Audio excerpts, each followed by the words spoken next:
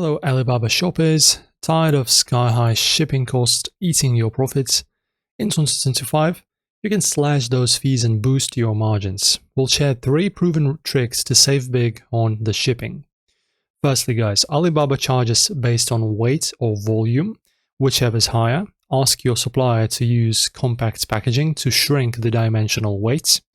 Remove extra space with smaller boxes or lighter materials. This can cut costs by up to 30%, especially for air freight shipments under 200 pounds. After that, combine multiple small orders into one bulk shipment. Use a freight forwarder like a Lee line sourcing to store goods in a China warehouse and ship them together. This lowers per unit costs and avoids price single shipments.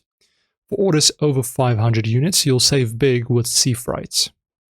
After that, do not accept the first shipping quote. Politely negotiate with your supplier for lower rates, especially on bulk orders.